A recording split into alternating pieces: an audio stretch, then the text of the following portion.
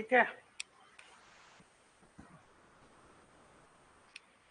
देखिए कल हम लोग यूनियन जुडिशरी स्टार्ट किए थे, जस्ट फॉर रिकॉल। जैसा कि आप लोग को मालूम भी होगा कि सिंगल एंड इंटीग्रेटेड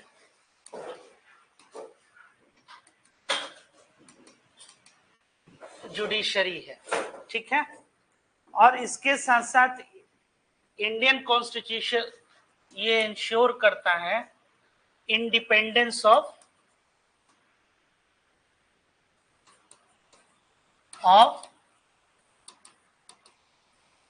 जुडिशरी। तो इंडिपेंडेंस ऑफ जुडिशरी इंश्योर करने का मतलब ये हुआ कि जुडिशरी के अपॉइंटमेंट में, जैसे कि कल एक क्वेश्चन भी हम लोग किए हुए थे कि कोई भी जैसे कि सुप्रीम कोर्ट में कोई अपॉइंटमेंट होता है, जैसे कि किसी से ये पब्लिक ऑफिसर, सिविल सर्वेंट या फिर अदर जो भी है, उसमें है कि गवर्नमेंट का हस्तक्षेप नहीं होता है, उसके लिए क्या है, जुडिशरी जो है वो इंडिपेंडेंट है। इसके साथ साथ जैसे कि इनके सैलरी एंड अलाउंसेस, इसमें कहीं कोई ये पार्लियामेंट जो है कोई इसमें चेंज नहीं कर सकता है जब तक कि उनका ये टेन्योर हो। और आप लोग को मालूम भी होगा कि ये कहाँ चार्ज होता है, charge expenditure, charge expenditure consolidated fund of India में, वहां पे ये चार्ज एक्सपेंडिचर।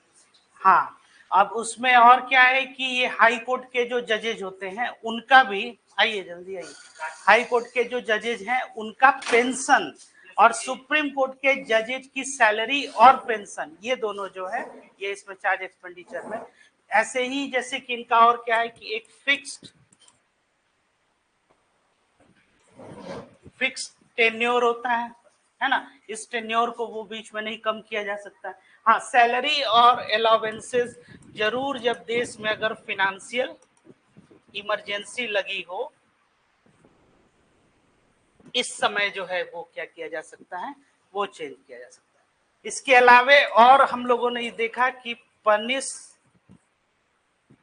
टू कंटेम्प्ट, मतलब कि वो अपने जो है किसी भी, अगर मान लीजिए कि वो डिसीजन अगर कोई ले रहा है जुडिशरी, स्पेशली सुप्रीम कोर्ट, तो वो क्या कर सकता है, आर्टिकल 129 के तहत, ये एक कोर्ट ऑफ रिकॉर्ड है,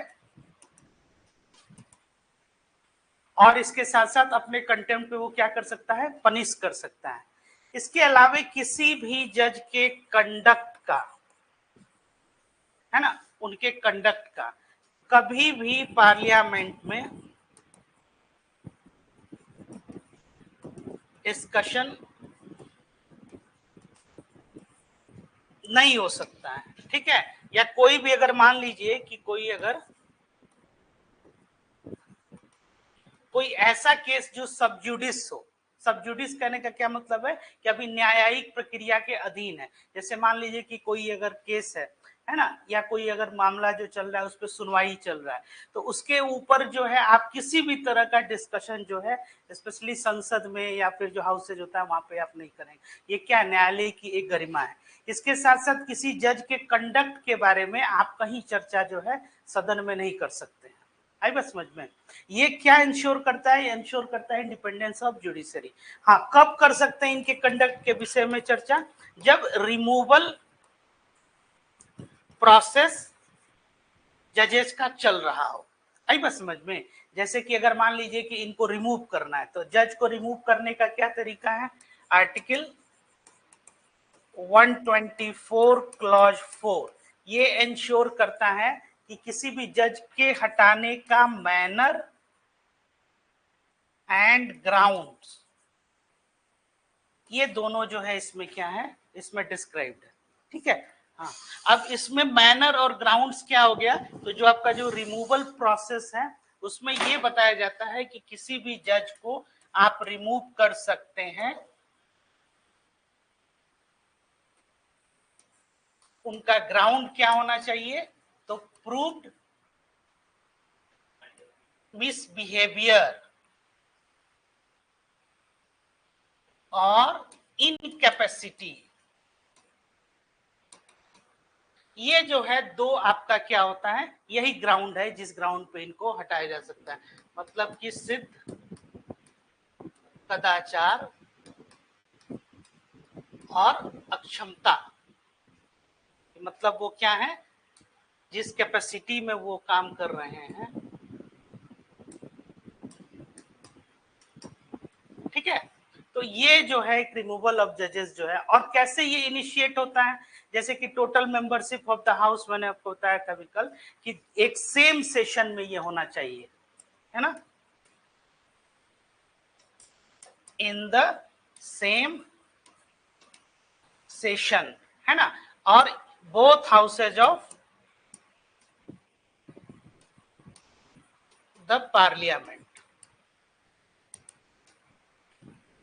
ठीक है। ये इनिशिएट किसी भी हाउस में हो सकता है, ऐसा नहीं है जैसे कि मनी बिल के विषय में आप पढ़े हैं कि मनी बिल जो है राज्यसभा में इंट्रोड्यूस हो ही नहीं सकता है, इसमें ऐसी बात नहीं है, आप राज्यसभा में भी इंट्रोड्यूस कर सकते हैं और लोकसभा में भी इंट्रोड्यूस कर सकते हैं।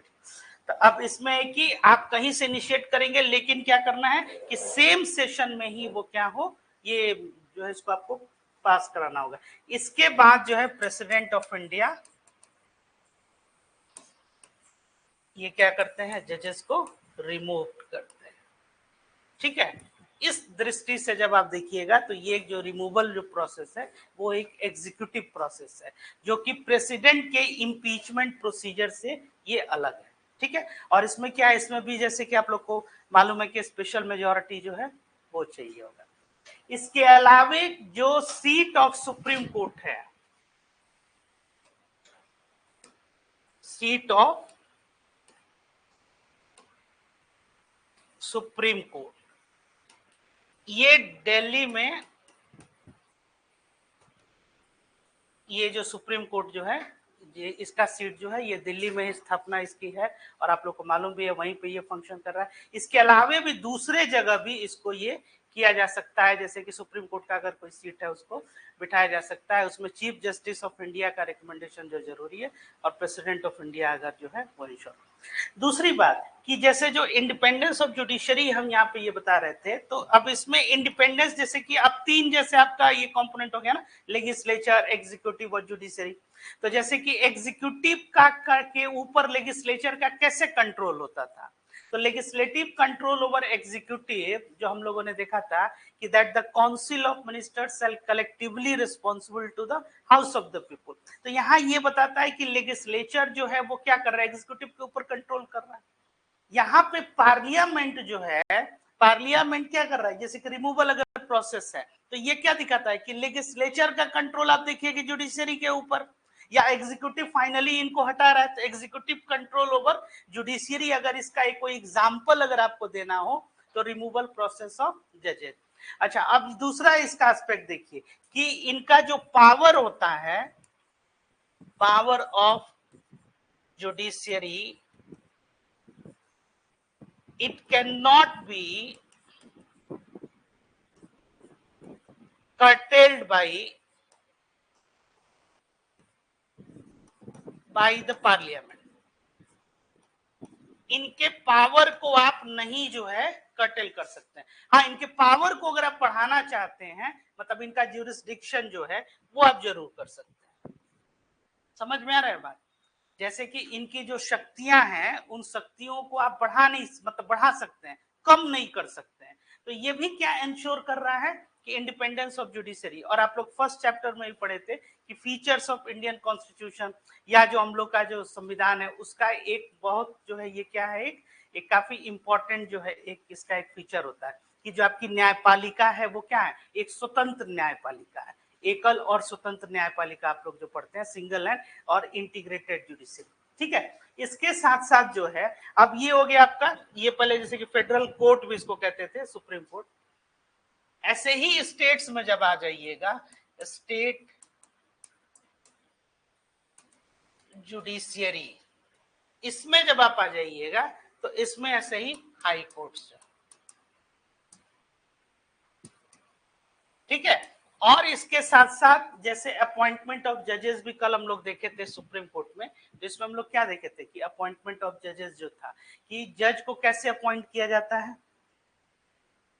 कौन करता है, प्रेसिडेंट ऑफ इंडिया, और किसके कंसल्टेशन से करते हैं वो, हैं, चीफ जस्टिस ऑफ इंडिया या जो आपका, तो ये क्या एक कॉलेजियम सिस्टम उनका एक होता है ना, तो वही जो है रिकमेंड करेंगे, तो इनके अपॉइंटमेंट में भी इंटरफेरेंस जो है गवर्नमेंट का नहीं है, ये भी इंश्योर करता है कि इंडिपेंडेंस ऑफ जुडिशरी है। और जैसा कि अभी हमने आपको बताया कि इनका जो टेन्योर है वो क्या है, वो फिक्स टेन्योर है, 65 ईयर्स, ये आप उस बीच में नहीं कम कर सकते हैं। सैलरी और अलाउंसेस इनका हम नहीं कम कर सकते हैं, सैलरी और अलाउंसेस एक ही केस में कम होगा जब फाइनेंशियल इमरजेंसी अगर लगी हुई है देश में तो। ठीक है, कोई क्वेश्चन यहाँ तक अभी तक आप लोग का नहीं। और कोर्ट ऑफ रिकॉर्ड होता है Supreme court, final interpreter of the constitution होता है, संविधान जो है इसकी जो है विवेचना, अंतिम विवेचना, जैसे कि अंतिम विवेचना कहने का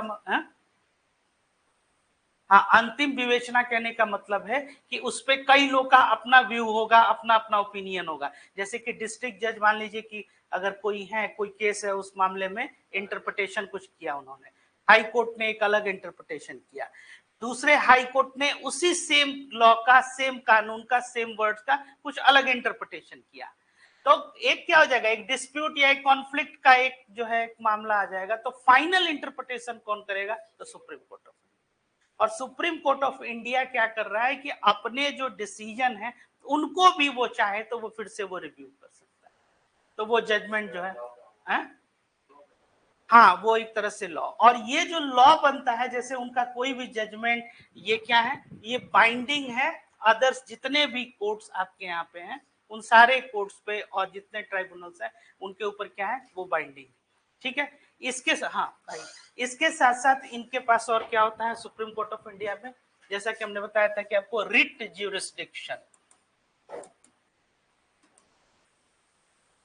रिट ज्यूरिसडिक्शन का मतलब हो गया कि अब जैसे कि आपके ये फंडामेंटल राइट्स जो होते हैं,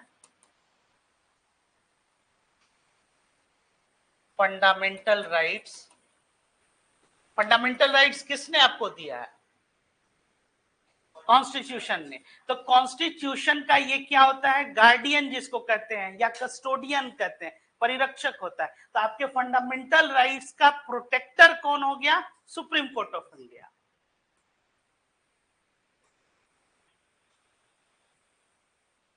सुप्रीम कोर्ट, और जब आप फंडामेंटल राइट्स अगर आपका वायलेट हो रहा है किसी भी डिसीजन के द्वारा, किसी भी रूल्स रेगुलेशन लॉ के द्वारा, तो आपके फंडामेंटल राइट का अगर वायलेशन हो रहा है तो आपके पास एक और फंडामेंटल राइट है आर्टिकल 32 के अंतर्गत, जिसको क्या बोलते हैं, राइट्स टू कॉन्स्टिट्यूशनल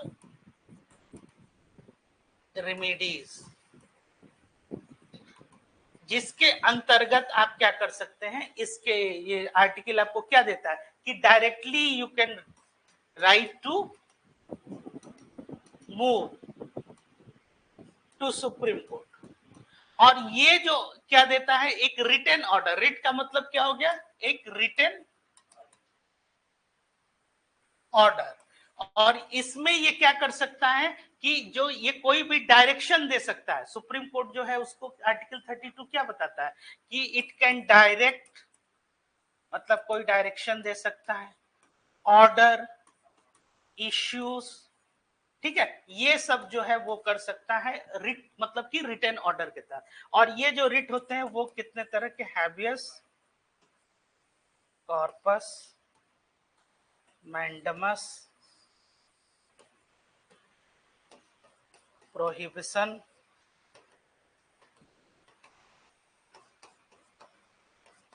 सर्टियोरी, वो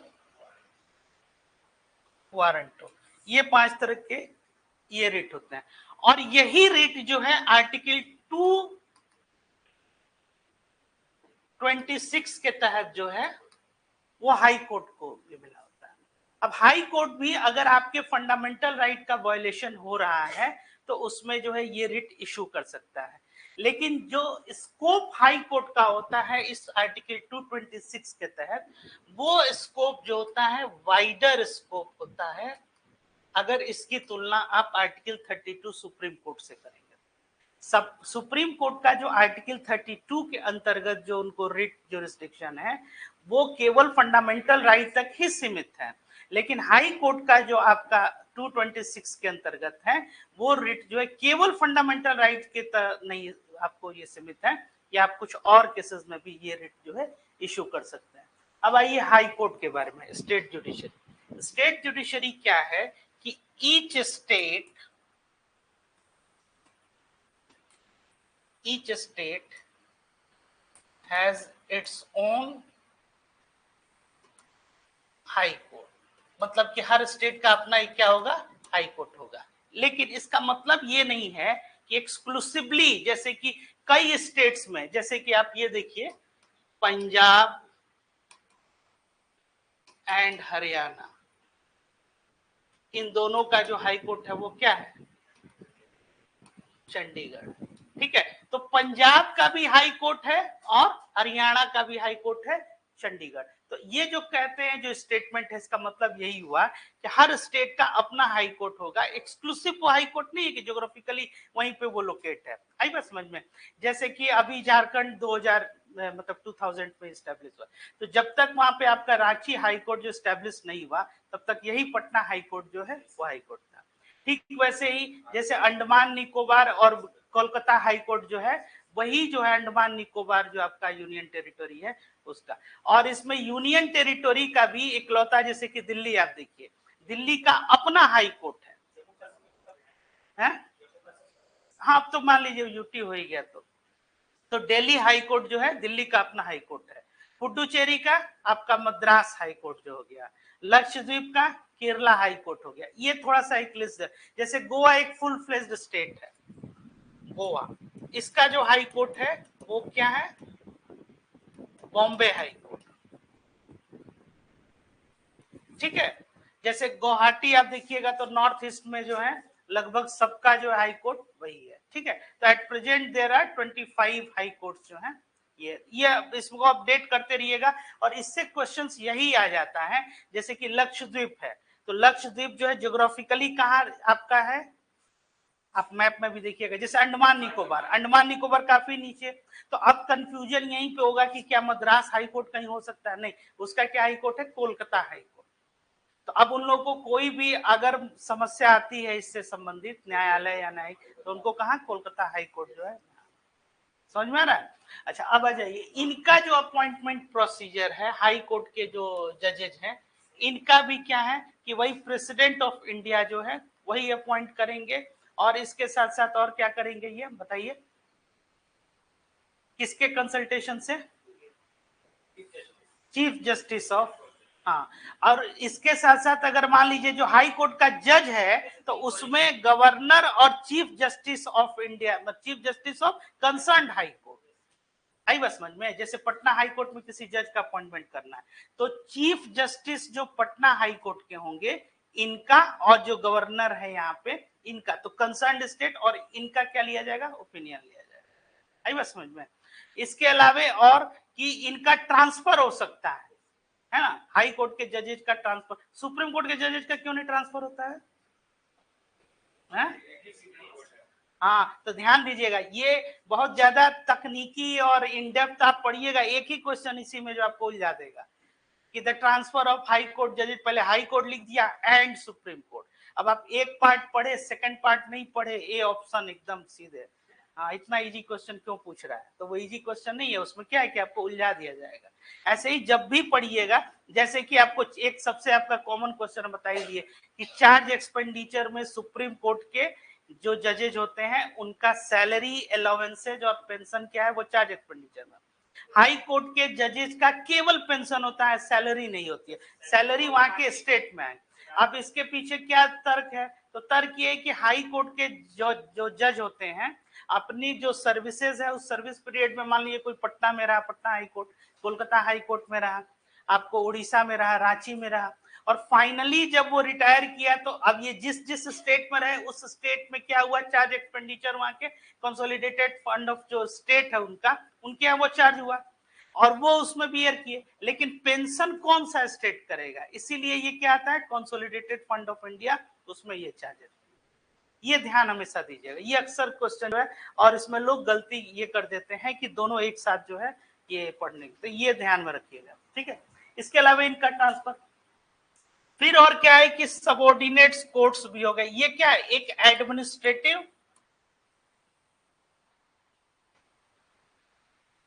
एडमिनिस्ट्रेटिव एंड जुडिशियल सुपरविजन, ये जो कौन इंश्योर करता है, आपका हाई कोर्ट। मतलब वो एडमिनिस्ट्रेटिव जो है हेड भी है, जितने उस स्टेट में आपके ये न्यायालय या इससे संबंधित जितने भी आपके कार्यालय हो गए या फिर और भी आपकी जो संस्थाएं होंगी, उसका एडमिनिस्ट्रेटिव हेड कौन है, high court.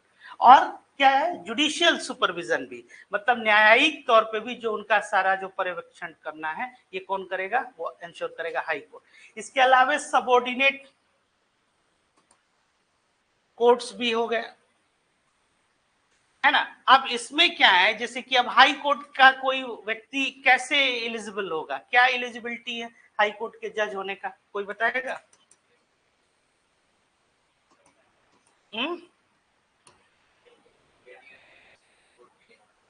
10 year supreme court में होना चाहिए हाई कोर्ट के जज के लिए। हाई कोर्ट के जज के लिए क्या होना चाहिए, 10 ईयर्स। 10 ईयर्स क्या, 10 ईयर्स एडवोकेसी, ठीक है। और अगर आप डिस्ट्रिक्ट जज है तो कितने साल तक, हाँ डिस्ट्रिक्ट जज अगर आप हैं,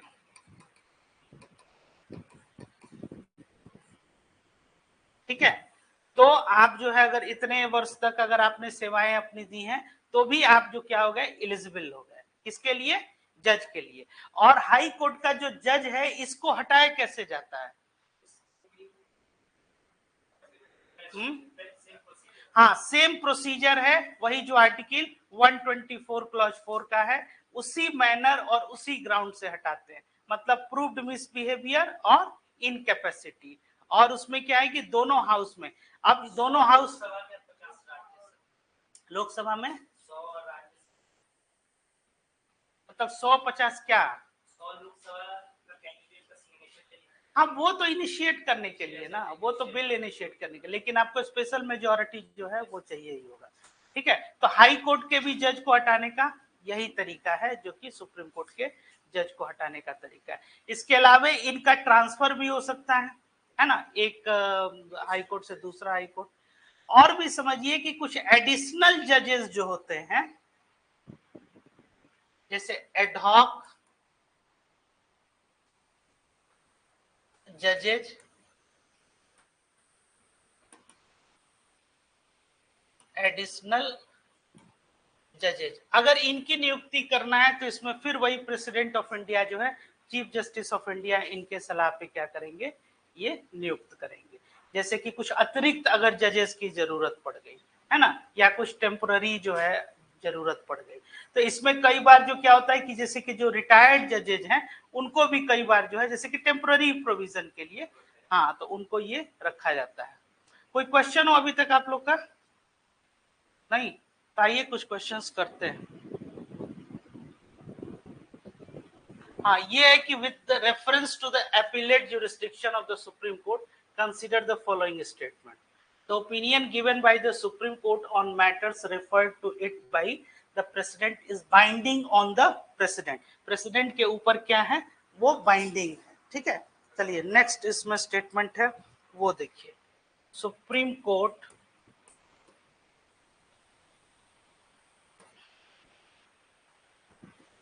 can grant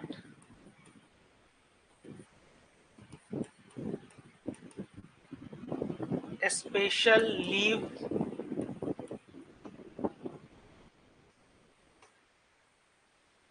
ये स्पेशल लीव टू अपील बहुत इंपॉर्टेंट है एग्जाम पर्सपेक्टिव से। from any judgment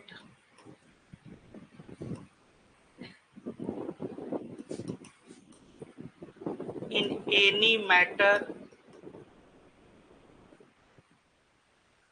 passed by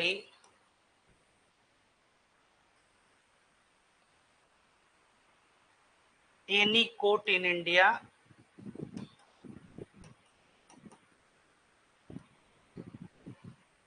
except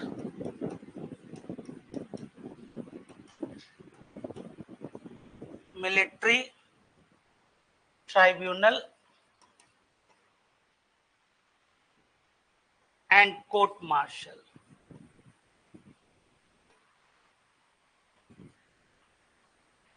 बताइए क्या स्टेटमेंट ये सही है या गलत है?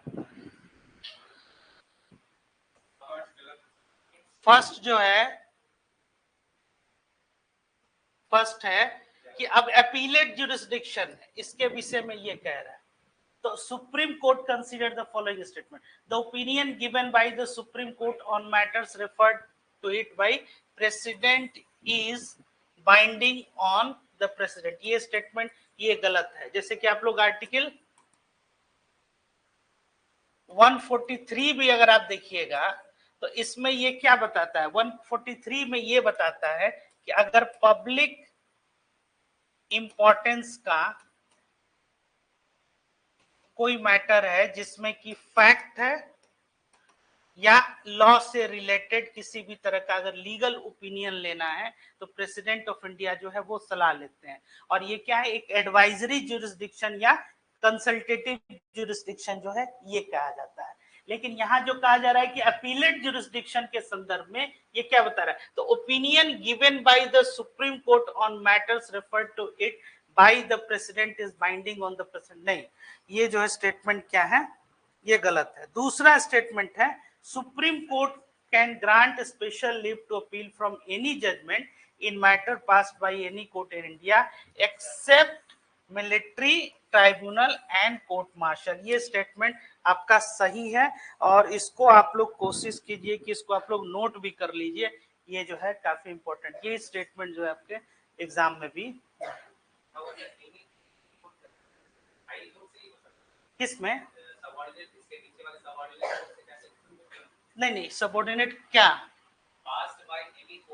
हाँ हाँ हाँ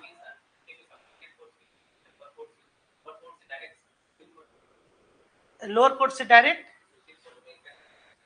लोअर कोर्ट से, लोअर कोर्ट से जैसे कि स्पेशल जो लीव ऑफ अपील जो होता है ना, उसमें आप जो है ये अपीलेट ज्यूरिसडिक्शन है, इसमें ये चाहे तो ये कर सकता है। किसका, हाँ लोअर कोर्ट से हायर कोर्ट और हायर कोर्ट से फिर सुप्रीम कोर्ट में, इसीलिए इसको स्पेशल लीव ऑफ, हाँ लीव ऑफ एसएलवी, तभी तो कह रहे हैं कि ये इसको नहीं हो तो नोट करना चाहें तो आप लोग नोट ना कर लीजिए, लिख लीजिए स्पेशल लीव ऑफ अपील, पहले इसको नोट कर लीजिए पहले, ये बहुत इंपॉर्टेंट है, इसको ध्यान में रखिए लो आप लोग।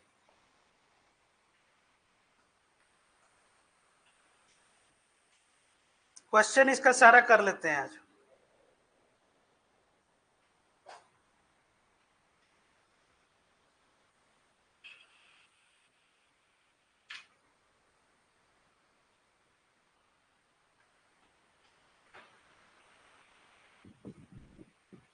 जो स्पेशल लीव टू अपील होता है आपका,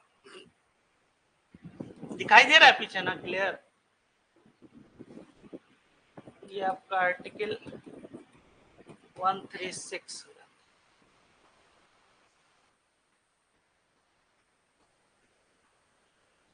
क्वेश्चंस इसका जितना ज्यादा कीजिएगा तभी क्लैरिटी आएगी, आई बस समझ में, इसमें बहुत कुछ जो है क्वेश्चन देख के ही जो है क्लैरिटी आएगा, क्योंकि नॉर्मल लैंग्वेज से ऐसा लगेगा कि हमको समझ में आ रहा है, समझ में आ रहा है, जब आप क्वेश्चंस बनाइएगा इसका तो, और जुडिशरी से क्वेश्चंस रहना ही रहना है, नहीं का तो कोई सवाल ही नहीं है।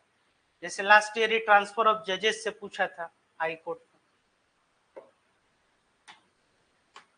उसमें इतना कंफ्यूजन आपको मतलब कंफ्यूज करने के लिए, जैसे स्टेट में दे देगा और गवर्नर का नाम डाल देगा,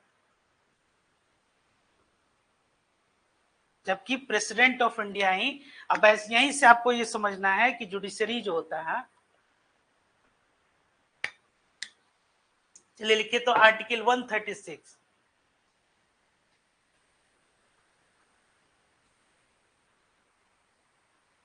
special leave, special leave to appeal by the Supreme Court, special leave to appeal by the 136,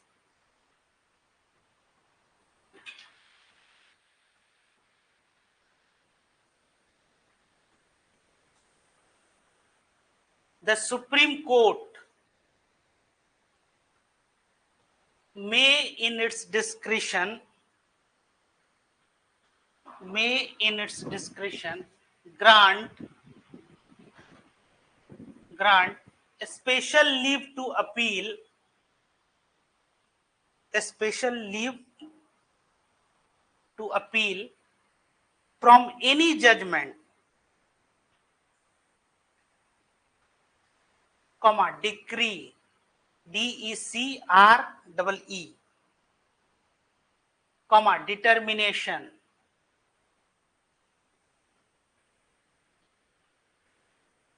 comma, sentence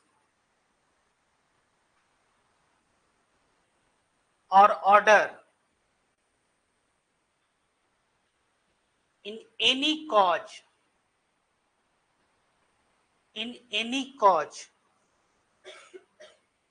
or matter passed or made by any court, passed or made passed by any court or tribunal in the territory of India. समझ में आया? क्या कह रहा है कि supreme court में इन discretion, अपने डिस्क्रिशन में वो क्या कर सकता है, कोई भी ऑर्डर वो दे सकता है किसी भी आपके निर्णय को लेके, या कर जो यही उसको क्या बोलते हैं, स्पेशल लीव टू अपील, है ना। जैसे कि अब ये क्या है कि हाईएस्ट अथॉरिटी कौन है जुडिशरी में, सुप्रीम कोर्ट। तो अब ये जैसे कि आपको ये मालूम होगा किसी भी ऑर्डर को, और जो जजमेंट दे दिया इट इज बाइंडिंग, बाइंडिंग मतलब क्या है कि वो सबके ऊपर बाध्यकारी है। तो कोई भी केस में सुप्रीम कोर्ट जो है ये हाईएस्ट अथॉरिटी है अगर वो डिसीजन, इसीलिए कोर्ट ऑफ रिकॉर्ड जो कल हम बता रहे थे आर्टिकल 129 के तहत, वो ये क्या बता रहा था, court of record, court of record है कि power to punish of contempt itself, जो उसका कंटेम्प्ट है उसके अगेंस्ट जो क्या है वो उसको पनिश करने का है। और इतना ही नहीं, जैसे कि जो भी वो निर्णय जो लिए जाते हैं वो क्या है, उसकी एक एविडेंशियरी वैल्यू है। सुप्रीम कोर्ट जो जजमेंट सुना दिया उसको आप क्या कर सकते हैं, एक एविडेंस के तौर पे आप जैसे उसको पेश कर सकते हैं। तभी तो आज भी हम लोग कहीं बहस होता है तो कहते हैं कि 1973 केशवानंद भारती केस में ये कहा गया है, केशवानंद भारती केस में कहा गया है कि बेसिक स्ट्रक्चर इसका वायलेशन आप नहीं कर सकते हैं। तो ये किसके ऊपर, और मिनर्वा मिल्स जो है वो क्या किया, वो फोर्टिफाई कर दिया और उसको स्ट्रेंथन कर दिया केशवानंद भारती केस के जजमेंट को, कि मतलब पार्लियामेंट को जो पावर है वो कौन, पार्लियामेंट मतलब यूनियन लेजिस्लेचर जो है वो भी सुपरसीड नहीं कर सकता है किसको, इस जजमेंट को लेके, because independence of judiciary it is one of the basic feature of your constitution. समझ में आ रही है बात?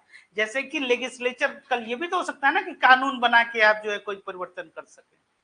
तो आपको ये बताया भी गया है कि जैसे आर्टिकल 368 अभी रिसेंटली हम लोग पढ़ भी रहे थे, उसमें क्या था कि अगर आपको कोई फेडरल स्कीम या फेडरल फीचर में परिवर्तन करना है तो 2/3 मेजोरिटी जो है उससे तो आपको चेंज करना ही होगा।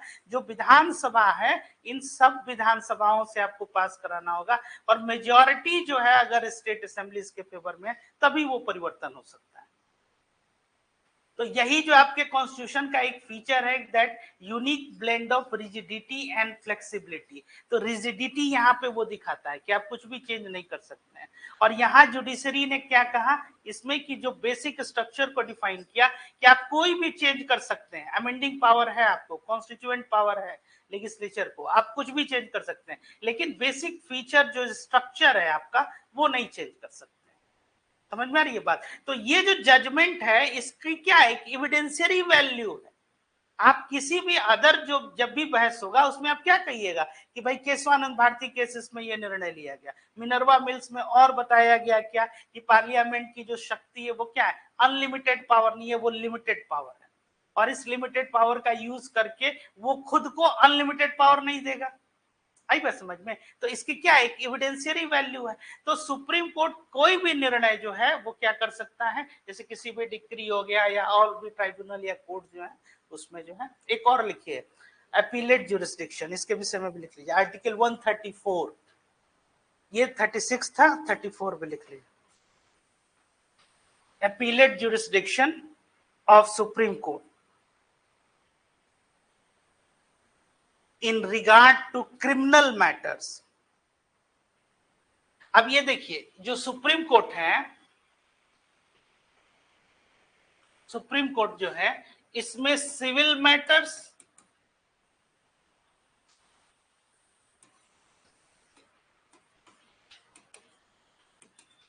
क्रिमिनल मैटर्स,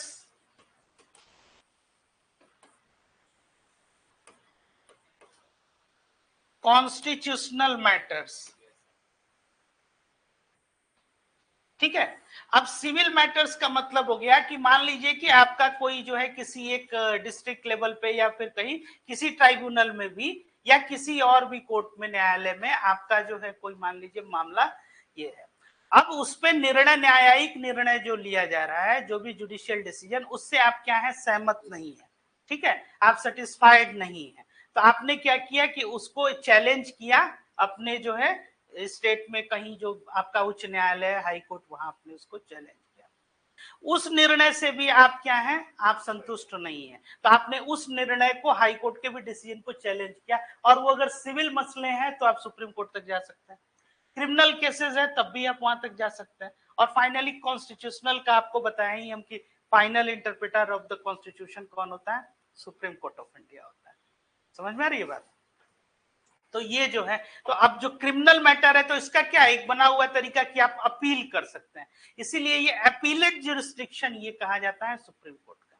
और कंसल्टेटिव या एडवाइजरी जुरिस्डिक्शन आप लोगों को बता ही दिए, जैसे आर्टिकल 143 के तहत क्या है, ये सलाह देते हैं, ठीक है। और इसके अलावे और क्या है, रिट जुरिस्डिक्शन जो आर्टिकल 32 के अंतर्गत इनको जो है ये दिया जाता है कि रिटेन ऑर्डर जो है वो, और इसके साथ साथ जो ओरिजिनल जुरिस्डिक्शन है, ओरिजिनल जुरिस्डिक्शन में क्या है, अगर कोई डिस्प्यूट है यूनियन ऑफ इंडिया वर्सेस मान लीजिए स्टेट ऑफ बिहार, जैसे बिहार स्टेट और भारत सरकार, इन दोनों के बीच में कोई न्यायिक मामला जो है या कोई अगर ऐसा है, तो ये कौन तय करेगा, पटना हाई कोर्ट क्यों नहीं तय करेगा, बायसनेस का एक चांस रहेगा, भाई पटना हाई कोर्ट होगा तो भाई तो क्या चांस है कि वो इंक्लाइंड हो जाए बिहार के प्रति, है ना, इसीलिए वहां सुप्रीम कोर्ट जो है वो निर्णय देगा। या मान लीजिए कि एक तरफ स्टेट ऑफ बिहार और स्टेट ऑफ झारखंड है, दूसरी तरफ स्टेट ऑफ यूपी और यूनियन ऑफ इंडिया है, तब भी इस मामले में भी कौन करेगा, वो सुप्रीम कोर्ट ही करेगा, ठीक है ना। चलिए नेक्स्ट, हाँ, an appeal shall lie to the Supreme Court from any judgment, final order or sentence in criminal proceedings of a high court in the territory of India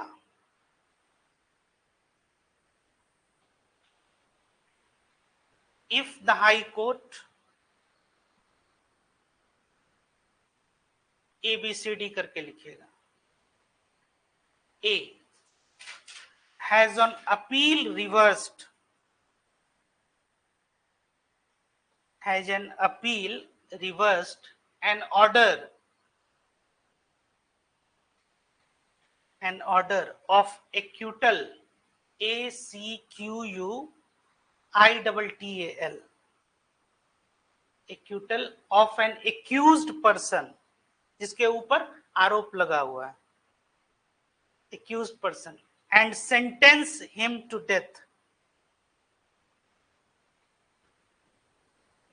मतलब कि एक अपील वो क्या कर सकता है, वो रिवर्स कर सकता है उस ऑर्डर को। किस पे? मान लीजिए कि डेथ सेंटेंस या फिर किसी इस तरह का अगर आरोप लगा हुआ है ना, क्रिमिनल मैटर में, तो वो क्या है? हाँ, उस सजा को वो रिवर्स भी कर सकता है। दूसरा लिखिए, B, has withdrawn for trial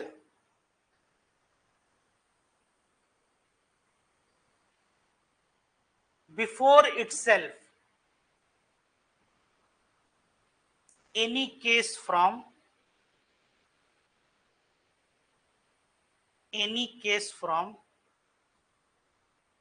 any court subordinate to its authority,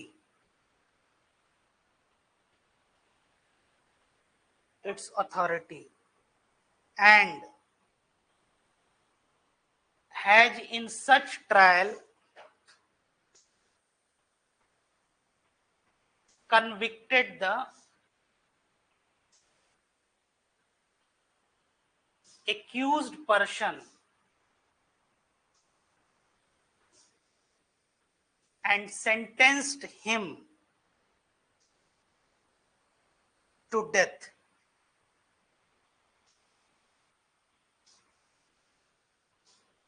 ठीक है, ये क्या है? ये appellate jurisdiction in criminal matters जो हो गया। इसी तरह आर्टिकल 133 में क्या है? Appellate jurisdiction in civil matter. और आर्टिकल 131 क्या है? अपीलेट ज्यूरिसडिक्शन जो है इनका सुप्रीम कोर्ट में। एक और लिखिए, आर्टिकल 143।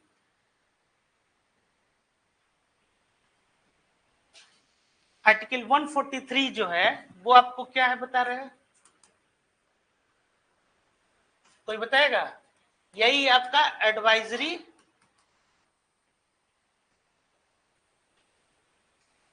ज्यूरिसडिक्शन, या इसको बोलते हैं कंसल्टेटिव ज्यूरिसडिक्शन। मतलब कि इसको परामर्श करने का आपका जो है ये क्या हो गया? ये कंसल्टेशन का क्या मतलब हो गया? परामर्श देना। और एडवाइस का मतलब क्या हो गया? सलाह देना, है ना। तो कंसल्टेशन का मतलब हो गया कि एक प्रॉपर वो क्या है, एक फॉर्मेट में आपको वो देना। एडवाइस मे बी इनफॉर्मल, मतलब जैसे आपसे हम सलाह मांगे, एक तो औपचारिक जो उसका एक तरीका है कि भाई आपको ये करना है, तो वो हो सकता है कि आप जो है इनफॉर्मल वे में भी कर सकते हैं। यहाँ एक फॉर्मल जो है उसका एक जिसको कहते हैं प्रोटोकॉल जो वो फॉलो करना होता है। ठीक है, चलिए लिखिए, कंसल्टेटिव ये हो गया। Power of president to consult Supreme Court. अब ये जो आप यहाँ पे ये समझिए, power of president to consult Supreme Court, तो ये किसके विषय में ये बता रहा है? ये प्रेसिडेंट के अधिकार के बारे में ये बता रहा है कि ये सर्वोच्च न्यायालय से क्या कर सकते हैं? कंसल्ट कर सकते हैं। आई बात समझ में? तो अब जब पावर, जब आपको अगर एग्जीक्यूटिव पावर जब आप वहां पे लिखते हैं जैसे कि प्रेसिडेंट का, कि राष्ट्रपति के क्या क्या अधिकार हैं, तो राष्ट्रपति का भी एक क्या हो गया? ये शक्ति हो गई, है ना। ये उनका क्या है? एक अधिकार हो गया, एक उनकी शक्ति हो गई। क्या? कि वो सर्वोच्च न्यायालय से क्या कर सकते हैं? वो परामर्श ले सकते हैं।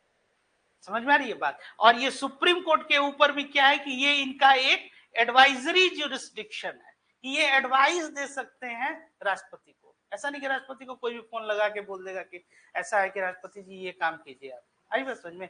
उसका क्या है कि कंसल्टेशन का भी एक राष्ट्रपति किसको, अभी वही तो लिख रहे हैं आप आर्टिकल 143 की पावर ऑफ प्रेसिडेंट। हाँ हाँ, राष्ट्रपति तो पूछ ही सकते हैं। कौन? सुप्रीम कोर्ट क्या पूछेगा? सुप्रीम कोर्ट इसलिए क्योंकि लॉ के ही मसले पे तो पूछेगा ना, तो लॉ का एपेक्स कोर्ट वही है। आई बस समझ में? अब मान लीजिए आपके यूनिवर्सिटी कॉलेज में जो फिजिक्स के एचओडी हैं, अब उनसे फिजिक्स किससे पूछने जाएंगे? आई बस समझ में ना। तो फिजिक्स जब कोई भी मसला आपका आता है, तो आप जब others assistant professor, associate professor, professor उनसे पूछ लिए, फाइनली कहाँ जाइएगा कि भाई एचओडी क्या बोल रहे हैं, तो हेड साहब बोल रहे हैं, क्योंकि उनका जो है लंबा चौड़ा एक्सपीरियंस है उस विषय को लेकर। तो वही बात है, लीगल मसले पे सुप्रीम कोर्ट किससे पूछने जाएगा? सुप्रीम कोर्ट जो कह रहा है वो बाइंडिंग है। सुप्रीम कोर्ट यहां तक कि पार्लियामेंट में लॉ मेकिंग, कल बता रहे थे हम कि कानून बनाना है अगर आपको पार्लियामेंट में, तो क्या तरीका है कि लोकसभा से या राज्यसभा में या दोनों आप सदनों में क्या करते हैं, आप पहले लाए, बिल को लाए, बहस किए, फिर फाइनली वो पास किया, फिर उसके बाद राष्ट्रपति का सिग्नेचर हुआ, तो आपका क्या बना? कानून बना। सुप्रीम कोर्ट जो कह दे रहा है वही क्या हो जा रहा है? वो स्टैट्यूट आपका हो जाना है। आई बस समझ में? तो वहां लॉ मेकिंग बॉडी क्या है? पार्लियामेंट। लेकिन इनका जो जजमेंट जो भी है या जो भी ये ऑर्डर देते हैं वो क्या हो जाता है? वो कानून हो जाता है। आई बस समझ में? और वो बाइंडिंग है सबके ऊपर, वो ऑर्डर जो है। तो यहाँ पे ये क्या है, ये जुडिशियल प्रोसेस से ही ये लोग क्या कर रहे हैं आपके, किसमें किसमें चेंज कर सकते हैं? कौन? स्टेटमेंट नहीं, जजमेंट। हाँ देखिए, डायरेक्शन, पहले पहले पहले पहले शब्द समझ लीजिए क्या क्या direction, order, issue, judgment, decree, क्या क्या है बताइए फिर से? स्टेटमेंट, ओपिनियन, ये सब वर्ड ये सब मत यूज कीजिए। क्या है? या तो वो डायरेक्शन देंगे, निर्देश, ऑर्डर देंगे, इशू करेंगे, डिक्री, जजमेंट, इंटरप्रिटेशन, यही होता है। क्या हो गया? डायरेक्शन मतलब कि हम डायरेक्ट कर रहे हैं किसको? स्टेट ऑफ बिहार को, ये निर्देश दिया जा रहा है।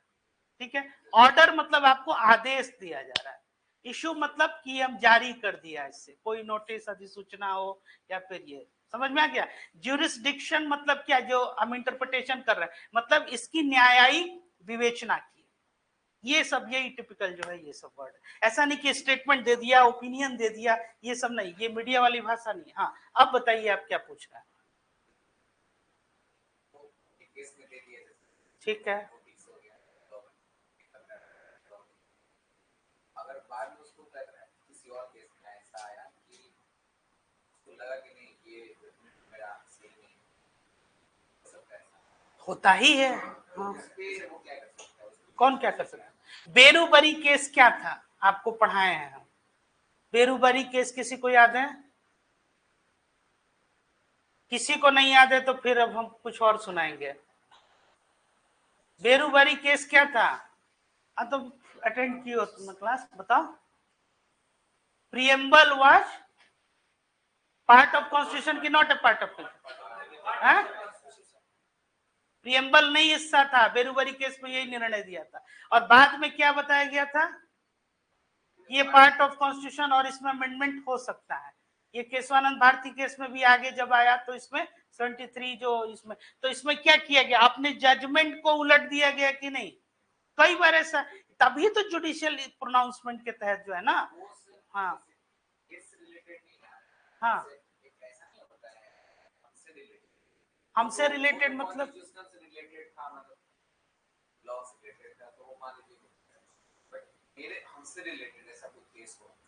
कॉन्स्टिट्यूशन आपसे रिलेटेड नहीं है। जैसे कैसे? कोई उदाहरण बताइए तो। कॉन्स्टिट्यूशन आपसे हमसे कैसे रिलेटेड नहीं है?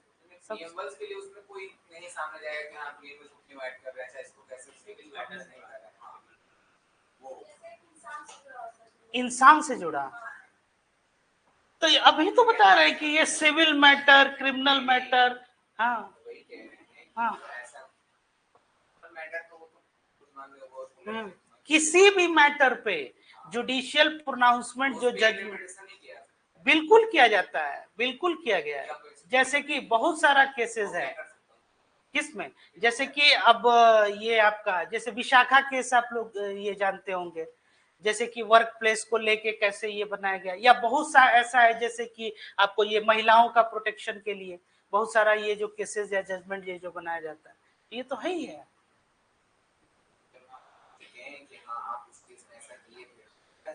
बिल्कुल कह सकते। इसी को वो जजमेंट उनका क्या है कि मतलब उससे कि नहीं, इसी को तो एडवोकेसी कहते हैं ना। एडवोकेसी जो आप जो बहस करते हैं, आर्गुमेंट जो हाई कोर्ट में या सुप्रीम कोर्ट में, एडवोकेसी वही तो है ना कि आपने इनका क्या किया, खून कर दिया। तो इनका वकील भी वही जो है क्या कर रहा है, वही कॉन्स्टिट्यूशन, वही क्रिमिनल केसेस, वही जो आपका जो सेक्शन लेके बहस कर रहा है, और आपको जो बचाने वाला वकील है वो भी बहस कर रहा है। तो यही तो आर्गुमेंट होता है ना। इसमें जजमेंट जैसे दे दिया गया कि नहीं ये, फिर उसके बाद बताया जाएगा कि नहीं साहब इन्होंने जो क्या है ये सेल्फ डिफेंस में ये किया, फिर बताया जाएगा और क्या। तो जैसे जैसे एविडेंस प्रोड्यूस होगा उस पर, ये इसी को तो कहते हैं ना, है? जाहिर सी बात है कि जैसे कि उस समय लगा, उस समय जैसे यही तो इंटरप्रिटेशन है ना। इंटरप्रिटेशन क्या होता है कि जुडिशियल प्रोनाउंसमेंट बहुत सारे हुए कि उस केस में इन्होंने ये कहा, तो वो आगे से जो एविडेंस के तौर पे होगा, और इस पे जो निर्णय होगा अदालत में, अगली बार मान लीजिए उनका केस होगा तो हम ये वाला जो है कि आपने सो एंड सो में ये जजमेंट दिया था, यही तो बता रहा है ना कि कोर्ट ऑफ रिकॉर्ड है। हाँ तब नहीं, हाँ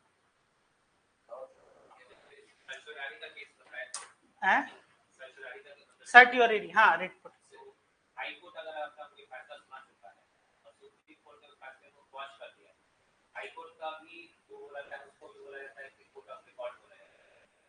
क्या मतलब उस केस का जो फैसला है, ऑर्डर है, उसको मतलब इसको सिर्फ आप 120 सेकंड तक होल्ड कीजिए इस क्वेश्चन को, अभी उसका भी हम आंसर करते हैं 2 मिनट के बाद, ठीक है। ये क्या भी लिख रहे थे अभी आप लोग, पहले इसको, और कोई क्वेश्चन है इसके अलावा, क्योंकि उसका आंसर अभी मिल जाएगा आपको। और कोई क्वेश्चन है आपका? यही था ना कि जजमेंट जो है, तो जजमेंट तो होता ही है, वो तो चेंज होगा ही ना, वही तो बहस होता है ना। क्यों नहीं चेंज होगा? नहीं चेंज होगा तब तो बेसिक स्ट्रक्चर जो है वो इटसेल्फ इज ए, आप लोग को लिखवाए भी पढ़ा, बताए भी हैं कि it's not an exhaustive list, it is an illustrative list. नहीं चेंज होगा तब तो कोई तो मुश्किल हो जाएगा ना, चेंज तो होना ही है। लॉ है क्या? लॉ दरअसल क्या है, जैसे जैसे समाज जो है आपका चेंज कर रहा है, आपको कॉन्स्टिट्यूशन भी स्टार्ट में बताए थे that it is a social document also. तो सोसाइटी जैसे जैसे चेंज करेगी, इवॉल्व करेगी, उसी के कस्टम्स को, उसी के लॉ को, उसी रूल्स रेगुलेशंस गाइडलाइंस को क्या किया गया, कोडिफाइड कर दिया गया। इसी को तो कानून कहते हैं ना। इस समय कोई भी उस समय जो बेंच में जितने जज थे उससे ज्यादा जज का बेंच ही ना चेंज कर सकता है। हाँ अगर हाँ जैसे कि 9 उसमें है, तो अब अगली बार अगर उससे मान लीजिए जैसे 13, 9, 11, 13, अब अगली बार अगर उस जजमेंट को चेंज करना है तो सबसे बड़ा कॉन्स्टिट्यूशन बेंच उसी में बैठा था, केशवानंद भारती के, उससे ज्यादा जो है कम से कम वो चेंज करना, मिनिमम 5 चाहिए कॉन्स्टिट्यूशनल मैटर के लिए। हाँ ऐसे किसी भी इसके लिए अकेला एक जज काफी है, कोई भी नॉर्मल। हाँ मिनिमम 5। हाँ ठीक है, अगला क्वेश्चन क्या कर रहे हैं, हो गया। तो मतलब ये कि ये जजमेंट जो है ये डिबेटेबल इश्यू है, ठीक है ना। आपका अभी हम आंसर कर देते हैं, पहले इसके बाद देखिए आर्टिकल 143, इसको नोट कर लीजिए, ये बहुत इंपॉर्टेंट है। इसमें 2 क्लॉज है। पहला आर्टिकल 143(1), इफ एट एनी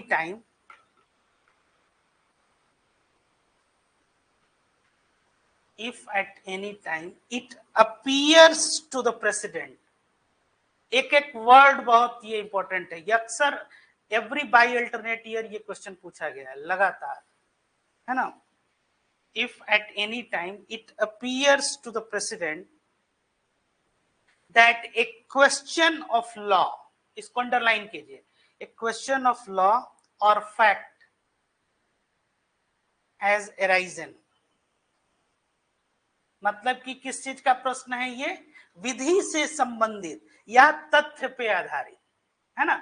2 इसमें बातें आ गई कि एक क्या है कि विधि से आधारित क्वेश्चन ऑफ लॉ या फैक्ट, कोई तथ्य कि ये तथ्य है क्या, जैसे कि यही पूछ लिया गया कोई एक फैक्चुअल, जैसे आप लोग का जैसे नॉर्मल एग्जाम का क्वेश्चन जो होता है, जो आप लोग देखिएगा बीपीएससी वगैरह का, तो भाई उसका आंसर है ए, बीपीएससी ने उसका आंसर दे दिया बी, तो अब आपके पास जो है विवाद हो गया, आपके पास भी क्या है ये तमाम तरह का जो है एविडेंस है, आपने प्रोड्यूस किया कि सो एंड सो बुक में बता रहा है कि ए आंसर है, वो एक स्टैंडर्ड बुक है, वो कह रहा है कि नहीं बी इसका आंसर है, तो ऐसे डिस्प्यूट में आप कहाँ जाइएगा, यही एक नंबर की वजह से मेरा सिलेक्शन नहीं हो रहा है, हम क्या करें, तो आप जो है हाई कोर्ट का दरवाजा खटखटाए, हाई कोर्ट ने कहा ना ए गलत है और बी भी गलत है, सी जो है वो हमको लग रहा है वो आंसर सही है, हाई कोर्ट ने सी कर दिया, वो क्या हो जाएगा, वो क्वेश्चन कर दिया दोनों को, या उस केस में कहा कि सी भी लग रहा है, ए भी लग रहा है, बी भी लग रहा है, इस क्वेश्चन को ही डिलीट कर दीजिए, एक नंबर सबको दे दीजिए,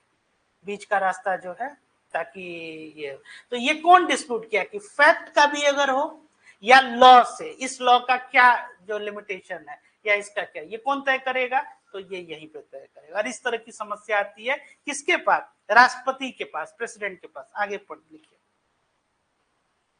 और is likely to arise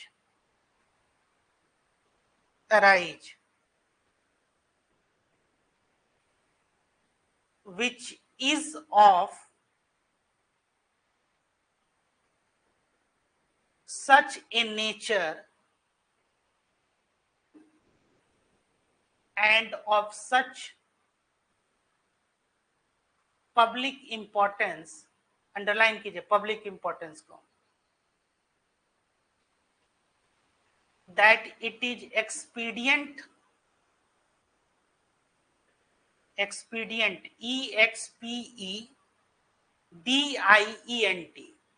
expedient to obtain the opinion of the Supreme Court upon it. He may refer, he मतलब कौन, हाँ, he may refer the question to that court for consideration, and the court may, after such hearing,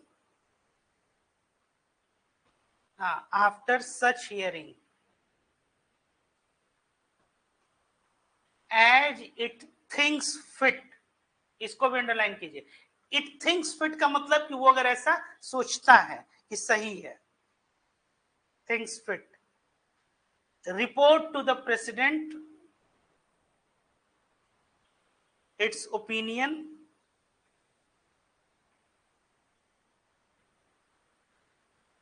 there on, इसी का दूसरा clause लिखिए, second clause, the president may refer a dispute of the kind mentioned to the Supreme Court for opinion, and the Supreme Court shall, after such hearing, as it thinks fit, report to the president, as it thinks fit, क्या after such hearing, as it thinks fit, report to the president its opinion thereon. इसमें note लिखिए नीचे, तो थोड़ा सा 2 या 3 line का, ज्यादा नहीं है, Supreme court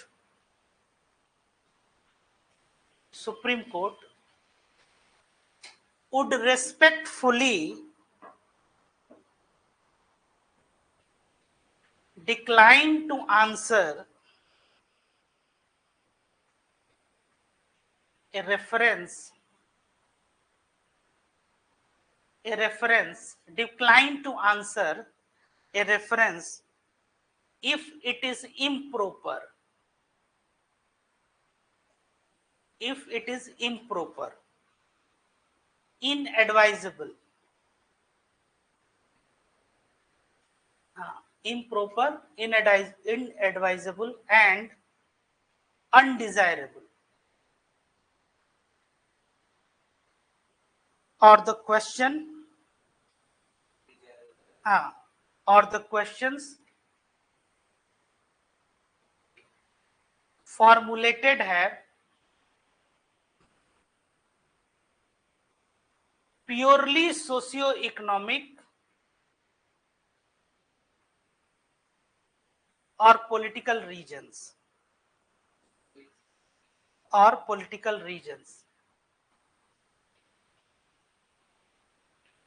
which have no relation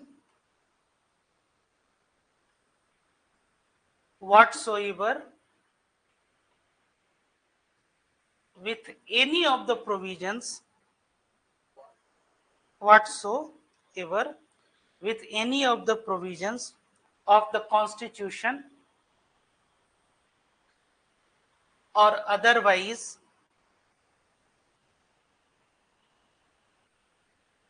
are of no constitutional significance.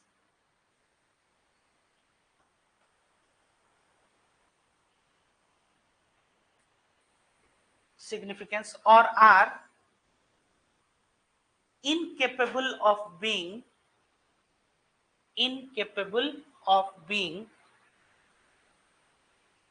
answered. Full stop. अब इसमें ये चीज को समझिए कि जैसे कि पहला वाला क्लॉज पढ़ो तो उसमें क्या है, तेज तेज बोल के।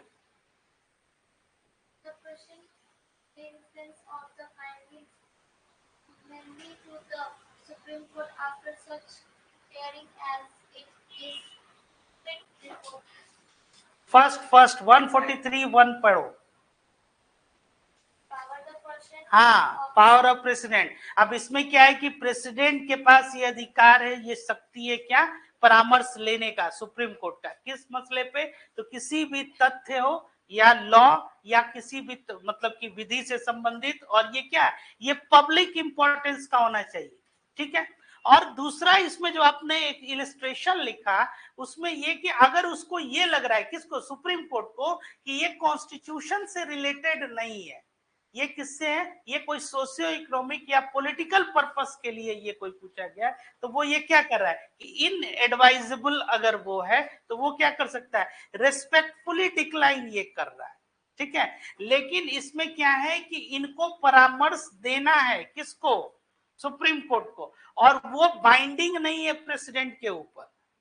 सिंपल एक लाइन में आप यही समझिए कि पब्लिक इंपॉर्टेंस का अगर ये क्या है, और इफ इट थिंक्स फिट मतलब क्या, सोच रहा है कि ये है बेहतर, अगर ये सुटेबल नहीं है, इफ इट थिंक्स फिट का मतलब क्या हो गया कि वो सोचता है कि ये क्या है, ये फिट है कि नहीं, तो किसमें फिट है, ये कॉन्स्टिट्यूशनल इंटरप्रिटेशन का सब्जेक्ट नहीं है। आई बात समझ में। जैसे कि आप ऐसे हमको मान लीजिए सुप्रीम कोर्ट से, आप जैसे नहीं है कि आप एक नॉर्मल गॉसिप के लिए आप ये पूछ रहे हैं क्या लग रहा है सर 2025 में क्या होगा, आर गेटिंग माय पॉइंट, मतलब कि ये पॉलिटिकल इश्यूज से रिलेटेड अगर आप कुछ पूछ रहे हैं, कॉन्स्टिट्यूशनल अगर इंटरप्रिटेशन नहीं है तो वो चाहे तो रेस्पेक्टफुली इसको ये डिक्लाइन करेगा। यही यहाँ पे ये कहा जा रहा है, इट थिंक्स फिट का मतलब, समझ में आ रही है बात। ये कॉन्स्टिट्यूशनल जो है, और ये जो परामर्श दे रहे हैं ये नहीं है कि ये बाइंडिंग है, उनको मानना ही पड़ेगा, किसको, राष्ट्रपति को। क्लियर हो गया। यदि तथ्य से संबंधित, लॉ से संबंधित कुछ भी पूछना हो तो प्रेसिडेंट किससे पूछेंगे, सुप्रीम कोर्ट ऑफ इंडिया, और किसके अंतर्गत, आर्टिकल 143 को। और आर्टिकल 143 को क्या बोला जाता है, एडवाइजरी जुरिस्डिक्शन या consultative jurisdiction of Supreme court. Clear हो गया। तो कितने जुरिस्डिक्शन हो गए आपके सुप्रीम कोर्ट के, एक ओरिजिनल जुरिस्डिक्शन, दूसरा क्या है, अपीलेट जुरिस्डिक्शन, तीसरा consultative jurisdiction, writ jurisdiction, revisory jurisdiction, समझ में आइए। तो अब ओरिजिनल जुरिस्डिक्शन में क्या है कि state of Bihar versus union of India, या स्टेट ऑफ बिहार और झारखंड एक साइड और यूपी और एमपी एक साइड, या इंडिया एंड यूपी एक तरफ, बिहार झारखंड एक तरफ, मतलब कोई डिस्प्यूट हो, हाँ, तो ये ओरिजिनल ज्यूरिसडिक्शन है। दूसरा एडवाइजरी ज्यूरिसडिक्शन कंसल्टेटिव ये रहा। तीसरा हम क्या कर रहे थे, अपीलेट ज्यूरिसडिक्शन, जिसमें किसी भी सिविल मैटर्स, क्रिमिनल मैटर्स या कॉन्स्टिट्यूशनल मैटर्स, जैसे है कि ये क्या है, ये यहाँ पे अगर जा रहा है, जैसे कि आप क्या हाईएस्ट कोर्ट ऑफ अपील यही है। इसके अलावा इसी में हमने ये बताया आपको कि स्पेशल लीव ऑफ अपील जो है ये भी है। चलिए एक और आगे लिखिए। तो आर्टिकल 141 जो आपका क्वेश्चन है उसका आंसर यही है। Article 141 law declared by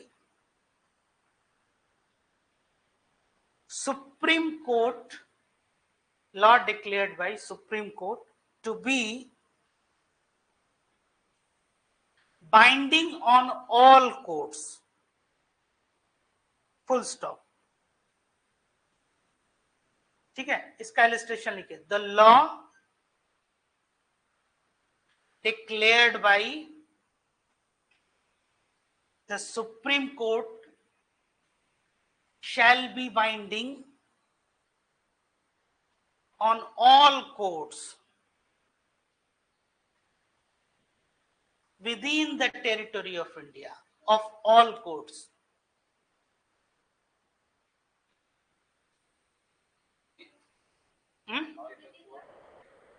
Within the territory of India. समझ में आया क्या? क्या समझ में आया?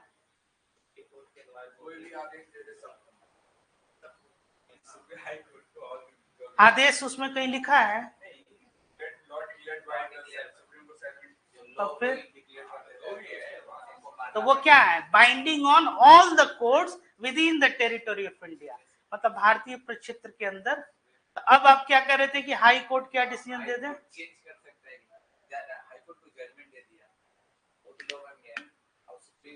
अभी क्या लिखे आप,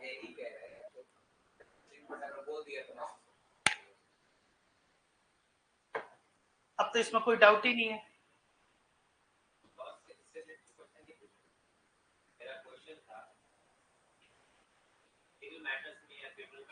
वो जजमेंट दे दिया, ठीक है, हाई कोर्ट, उस जजमेंट, वो अंतिम जजमेंट नहीं है, नहीं वो है, लेकिन विद इन द टेरिटोरी ना। जैसे कि हाई कोर्ट, अगर पटना हाई कोर्ट है तो उसका टेरिटोरियल ज्यूरिसडिक्शन क्या है, बिहार। तो अगर मान लीजिए कि वो एक्सीड करके, हाँ, इन advocacy, yes, we can refer the judgment of Patna High Court while we are pleading in Bombay High Court। मान लीजिए बॉम्बे हाई कोर्ट में अगर हम कोई बहस कर रहे हैं तो हम वहां ये जरूर कह सकते हैं कि इसी से रिलेटेड एक मसला था जिसमें पटना हाई कोर्ट ने ये निर्णय दिया है, ये क्या है, इसकी भी एक एविडेंशियरी वैल्यू है। लेकिन पटना हाई कोर्ट कोई ऐसा निर्णय नहीं दे सकता है जो क्वेश्चन करके वहां बॉम्बे हाई कोर्ट के टेरिटोरियल जुरिसडिक्शन में। और अगर इस तरह का कोई मसला होगा तो कौन इसको सॉल्व करेगा, भाई सुप्रीम कोर्ट ऑफ इंडिया। लेकिन सुप्रीम कोर्ट अगर कोई निर्णय दे रहा है या जजमेंट दे रहा है, it is binding on both Bombay high court and Patna high court, यही मतलब है। 100 बात की एक बात, क्लियर हो गया? अब कोई समस्या नहीं है? तो जो वो जजमेंट दिया, पहले एक और लिख लीजिए, उसके बाद फिर आपका क्वेश्चन कर लेते हैं, फिर उसके बाद जजमेंट सुनाते हैं। आर्टिकल 129, केवल इंपॉर्टेंट आर्टिकल आप लोग को हम बस देते हैं। Supreme Court to be a court of record, the Supreme Court shall be a court of record and shall have all the powers of such a court, including the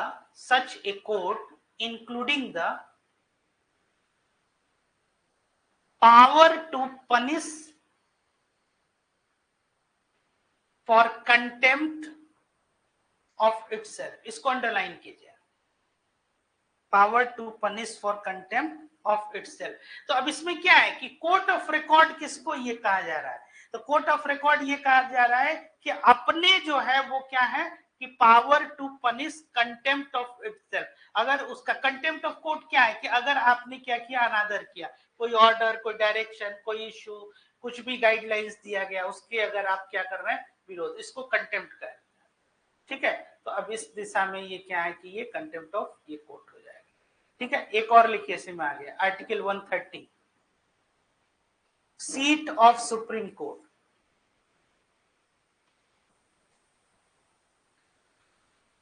The Supreme Court shall sit in Delhi or in such other place, or in such other place. The Supreme Court shall sit in Delhi or in other place or other places as the Chief Justice of India may with the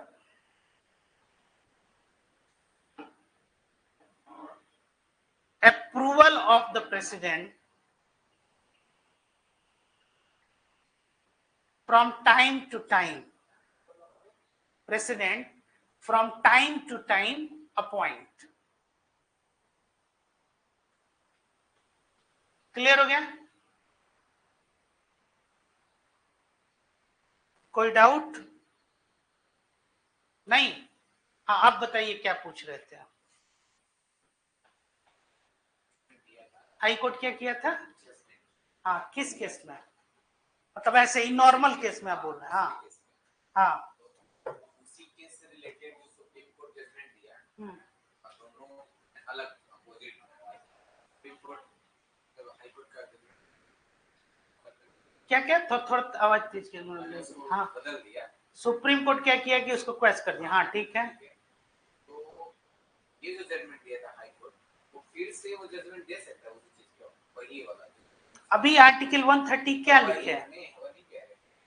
वो supreme court वाला judgement सुनाएगा या अपना? एक बार कोई एक मसला अगर एक हायरार्की में भी, ये क्या है, एपेक्स कोर्ट है, जब वहां से आ गया सुप्रीम कोर्ट में, सुप्रीम कोर्ट उस पर डिसीजन दे दिया, जजमेंट दे दिया, तो फिर से उसका अपील आप हाई कोर्ट में करेंगे, तो कैसे वो फिर हाई कोर्ट में गया?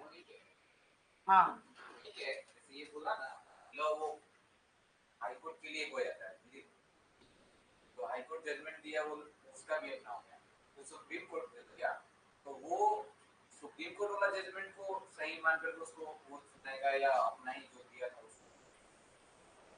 अपना उसका कोई वजूद ही नहीं रहा ना, अपील हो गया तो उसका क्या मतलब, तो वो वहीं पे खत्म हो गया। जब एक बार आपको यूनिवर्सिटी के वाइस चांसलर ही जब हैं, तो फिर अब कहाँ कॉलेज के प्रिंसिपल से आप डरने वाले हैं? आई बात समझ में? जब बीसी साहब उनका ही हाथ है आपके ऊपर, तब आप प्रिंसिपल को बोलिएगा, प्रिंसिपल को कौन पूछता है, चलो सीधे बीसी के पास, हमारे अंकल है ना, कोई प्रोटोकॉल नहीं है, मिस कॉल करेंगे वही कॉल करेंगे, गाड़ी भेज के बुलवा लेंगे, हम प्रिंसिपल को तो कुछ समझ ही नहीं है। तो जब आप प्रिंसिपल को नहीं समझिएगा तो फिर प्रोफेसर लेक्चर की तो कोई बात ही नहीं है। समझ में आ रहा है? यही बात है, जब आप एक बार सुप्रीम कोर्ट ही पहुंच गए। और कोई क्वेश्चन आप लोग का इससे कोई रिलेटेड? तो हम आगे क्वेश्चन फिर करते हैं। किसके बाद? जुडिशियल एक्टिविज्म, मतलब कि प्रोएक्टिव रोल जो है, एक तरह से वो एक्टिविज्म नाम ही है कि न्यायिक सक्रियता। अब न्यायालय क्या है कि सक्रिय, अब जैसा कि ये जो हायर जो आपके जुडिशरी के ये संस्था है, इनमें ऐसा नहीं है कि आप अपील करेंगे तभी वो कोई कॉग्निजेंस लेंगे, इनको जैसे सुओ मोटो कॉग्निजेंस है ना, तो ऑन इट्स ओन अगर उनको ऐसा लगता है ना, तो ऐसा अगर लगता है तो इस ग्राउंड पर भी वो क्या कर सकते हैं, कोई निर्णय। जैसे कि आपको हम एग्जांपल पे ही बताए थे कि वाटर लॉगिंग जो सिचुएशन है, ये दूर दूर तक इसका जुडिशरी से कोई संबंध नहीं, लेकिन अगर जज इस ओपिनियन में है कि जैसे एमसीडी, हाँ, जैसे कि मान लीजिए कोई म्युनिसिपल कॉर्पोरेशन है या फिर आपका और भी ये जो संस्थाएं जो है वो कार्य नहीं कर रही है, तो वो एक गाइडलाइन इशू कर सकते। तो अब इसमें क्या है कि कोई उनसे अपील इस तरह से गया नहीं, लेकिन वो प्रोएक्टिवली क्या कर रहे हैं, इस भूमिका में वो अदा कर रहे हैं। इसीलिए जुडिशरी का जो पूरा रोल देखा गया over the period of time, तो not only it has emerged as a place where that it not only kept its constitutional promises but also emerged as an institution of governance, है ना। ये शासन सत्ता इसके लिए क्या है, एक संस्था के तौर भी इसका क्या हुआ, एक इवोल्यूशन हुआ। जैसे कि मान लीजिए कि अगर लेजिस्लेचर आपको कैसे बोले कि कानून बनाना है तो 2 सदन में आप क्या कीजिएगा, बिल को लेगा इंट्रोड्यूस, ये जो ऑर्डर कर दिया वही जो है वो क्या हो गया, बिल्कुल सरकार तो इंडिपेंडेंस ऑफ जुडिशरी हम कह दिए। इसमें आपको देख के भी ये लग रहा होगा, जुडिशियल रिव्यू आपको बता ही दिए कि जुडिशियल रिव्यू जो है, इसीलिए ये एक मतलब क्रिटिक्स के तौर पे भी लोग ये पूछते हैं, क्रिटिकल इवोल्यूशन, कि जुडिशियल रिव्यू के शैडो में क्या कोई एब्सोल्यूट पावर सिस्टम तो जुडिशरी नहीं बना लिया। जैसे कि सुप्रीम कौन है अपने यहाँ, कॉन्स्टिट्यूशन, कॉन्स्टिट्यूशन से ऊपर तो न जुडिशरी है, न लेजिस्लेचर है, और नहीं आपका एग्जीक्यूटिव है। तो कॉन्स्टिट्यूशन जो आपका सुप्रीम है, और कॉन्स्टिट्यूशन भी कहां से पावर डिराइव करता है, वी द पीपल। तो कॉन्स्टिट्यूशन, रिटन कॉन्स्टिट्यूशन, इसका फाइनल इंटरप्रिटेशन कौन कर रहा है, तो सुप्रीम कोर्ट ऑफ इंडिया। तो कहीं ऐसा तो नहीं कि जुडिशियल रिव्यू के अंदर में जो एक एब्सोल्यूट, ये क्वेश्चन पूछा भी जाता है, मतलब लगभग कहीं, हाँ। तो जुडिशियल एक्टिविज्म, जब और जरूरत से ज्यादा जब ये बढ़ने लगे तो क्या हो गया, जुडिशियल ओवररीच। ओवररीच का मतलब क्या है कि आप अपने सीमा जो है इससे भी क्रॉस करके, जैसे अभी मान लीजिए कि अभी हम लॉ बनाए ही नहीं, लेकिन पहले ही आप जो है क्या कह दिए कि नहीं अभी आप इस तरह के लॉ बनाने के बारे में नहीं सोचिए। हाँ, फिर और जुडिशियल एडवेंचरिज्म, तो ये सब क्या है, टर्मिनोलॉजीज है। मूल जो इसके पीछे जो फिलॉसफी यही है कि जुडिशरी जो है, जुडिशरी है सुओ मोटो कॉग्निजेंस भी ये ले रही है, और ये एग्जीक्यूटिव और लेजिस्लेचर का भी काम जो है ये आपका जो है, जैसे एक तो आप जान ही रहे हैं कि अगर प्रेसिडेंट और वाइस प्रेसिडेंट एब्सेंट हैं तो chief justice of India charge ले लेते हैं। एग्जीक्यूटिव को जो है ये कौन, ओथ और अफर्मेशन यही दे रहा है प्रेसिडेंट को। इसके अलावा जब कहीं मान लीजिए कि वो लेजिस्लेचर लॉ भी ये लेजिस्लेट कर दे रहा है, जैसे एग्जीक्यूटिव को भी एक पावर दिया गया आर्टिकल 123 के तहत, ordinance making power president of India को जो दिया गया कि अगर सेशन में नहीं है हाउस तो आप कानून बना सकते हैं। तो सब कोई कानून ही बनाने लगेगा तो भाई उसका क्या है, तभी तो ये क्या है ना कि संविधान क्या कहता है कि वो जितनी जो संस्थाएं हैं, संवैधानिक संस्थाएं, ये उनके कर्तव्यों को बताता है, उनके अधिकारों को बताता है, उनकी शक्तियों का सीमांकन करता है, मतलब it limits the power of the government, है ना। और इसके जितने जो अंग हो गए, ऑर्गन्स हो गए, न्यायपालिका हो गई, आपकी कार्यपालिका हो गई, विधायिका, इन तीनों में क्या है, एक एकोमोडेटिव फीचर को ये क्या करता है, ये एस्टैब्लिश करता है। तो जब आप लेजिस्लेचर पढ़ रहे थे तो आपको लगा कि ये तो बहुत पावरफुल है, जैसे कि मेंबर ऑफ पार्लियामेंट क्या है, वो कुछ भी कर सकता है अपने हाउस के अंदर, वो पावर, इम्यूनिटीज और प्रिविलेजेस उसको, ठीक है। उसमें आप देखिए कि ये रियल एग्जीक्यूटिव कौन होते हैं, तो council of ministers headed by prime minister. Nominal कौन हो गए, एग्जीक्यूटिव, प्रेसिडेंट। जब प्रेसिडेंट आप पढ़े तो लगा कि भाई प्रेसिडेंट के पास कितना पावर है हर दृष्टि से, जब यहां आ गए तो जजेस का पावर आप देख ही लिए। तो अब इसमें क्या है कि इन सब शक्तियों के बीच में कोई टकराहट नहीं हो, है ना। तो इस तरह से चलिए नेक्स्ट क्वेश्चन, और कोई क्वेश्चन नहीं है ना, आगे चलिए स्टार्ट। ये वाला क्लियर हो गया, ये एपिलेट ज्यूरिसडिक्शन ऑफ, चलिए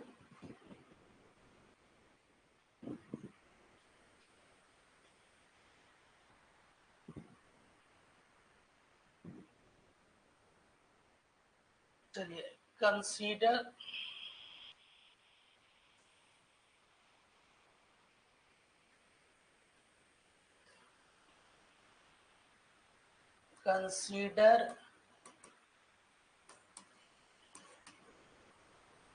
the following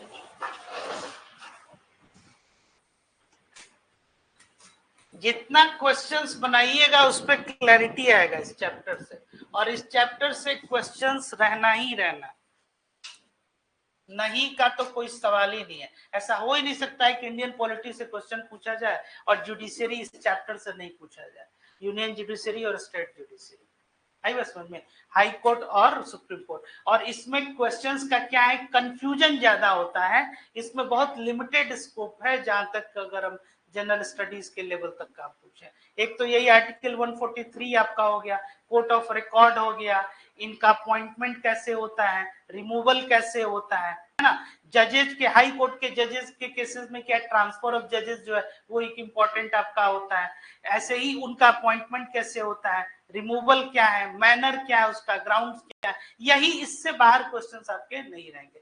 हाँ, कुछ जो करंट अगर मान लीजिए जो इश्यूज हैं वो अपडेट आप लोग को थोड़ा सा करना होगा, और उसमें भी कुछ क्वेश्चन जैसे कभी नालसा से संबंधित है, नेशनल लीगल सर्विसेज अथॉरिटीज हो गया आपका, या लोक अदालत जो है, और इसके बाहर जो इसमें स्कोप नहीं है। लेकिन जो भी क्वेश्चन आएगा वो आपका मतलब 100% जिसको कहते हैं वो सही जो है वो बनना चाहिए, और प्रैक्टिस आप इस तरह से क्वेश्चन कर लीजिएगा।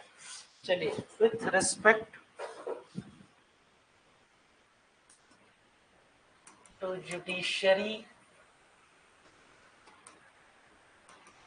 इन इंडिया, पहला,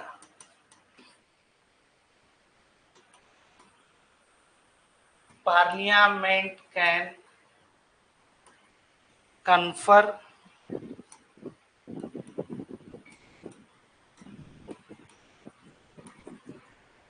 on the Supreme Court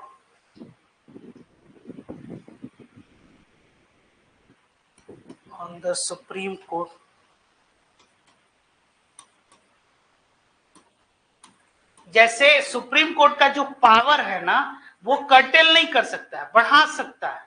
आई बात समझ में, अगर कर्टेल कर रहा है तो ये क्या इंडिपेंडेंस ऑफ जुडिशरी के अगेंस्ट जाएगा। To issue writs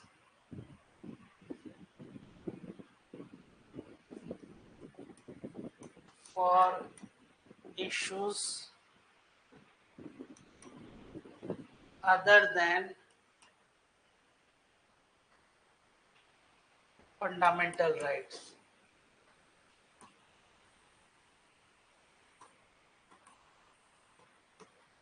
second question है, writ jurisdiction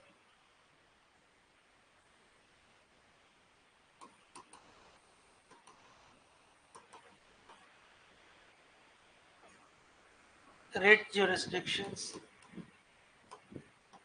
powers of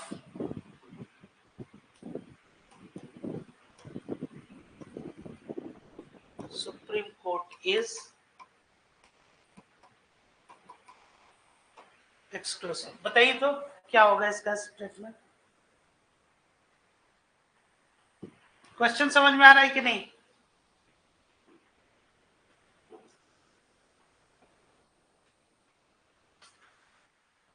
last year पूछा, हाँ, अभी तुरंत बताएं, क्वेश्चन समझ में आया कि नहीं? क्या सही है, हम सही गलत आंसर थोड़ी पूछ रहे हैं, हम पूछ रहे हैं कि दो स्टेटमेंट है, इसको आप बताइए, इसका मतलब हाँ दोनों सही है।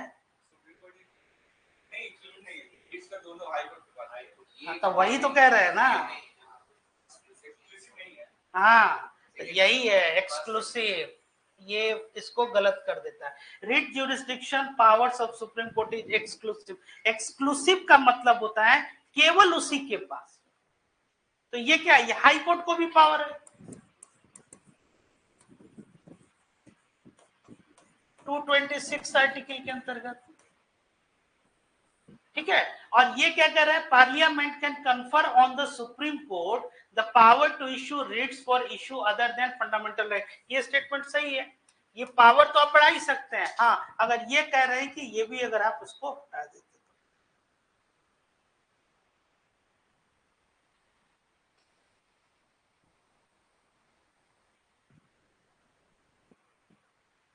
चलिए, एक ये क्वेश्चन जो है ये 2022 में पूछा गया था, ये बहुत इंपॉर्टेंट है।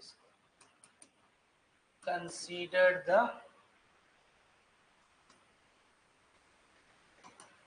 following statements pursuant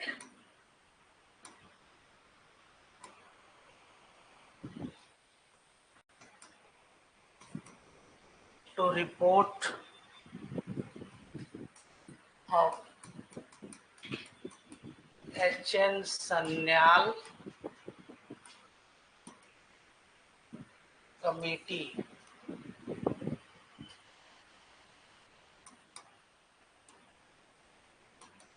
the contempt of court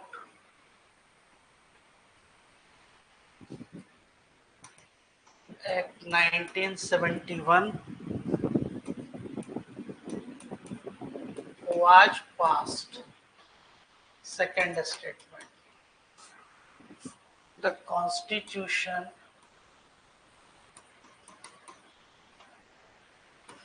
of India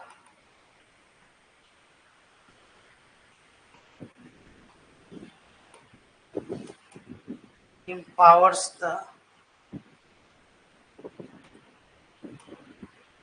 Supreme Court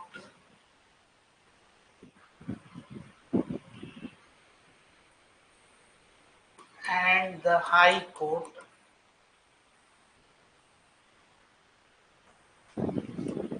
to punish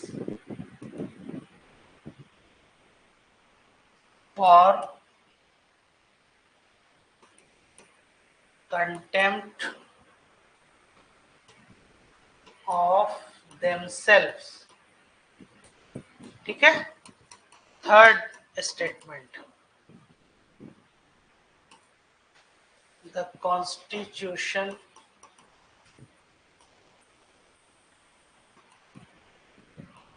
of India defines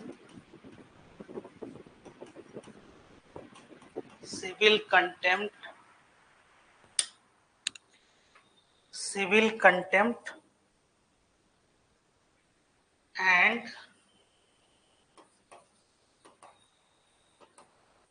criminal contempt. And the last one. In India,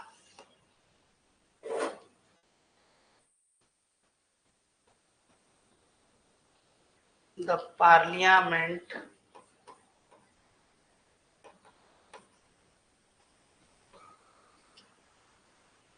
is vested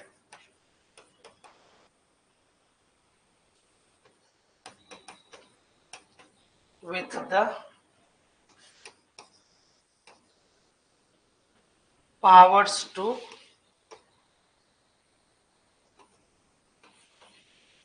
make laws on contempt of the court. ये question है आपका UPSC 2022. ये question हम expect कर रहे हैं, इससे संबंधित जो है ये क्वेश्चन पूछा जा सकता है इस साल आप लोग के एग्जाम में. कोई एक तो इसमें कंटेम्प्ट ऑफ कोर्ट से संबंधित क्या है? आर्टिकल 129 जो अभी आपने क्या लिखा है, कोर्ट ऑफ रिकॉर्ड. कि सुप्रीम कोर्ट क्या होता है? वो एक कोर्ट ऑफ रिकॉर्ड होता है. तो वो कोर्ट ऑफ रिकॉर्ड को कैसे डिफाइन किया गया कि power to punish of contempt itself. लेकिन कंटेम्प्ट ऑफ कोर्ट जो है ना, कंटेम्प्ट ये कॉन्स्टिट्यूशन डिफाइन नहीं करता है.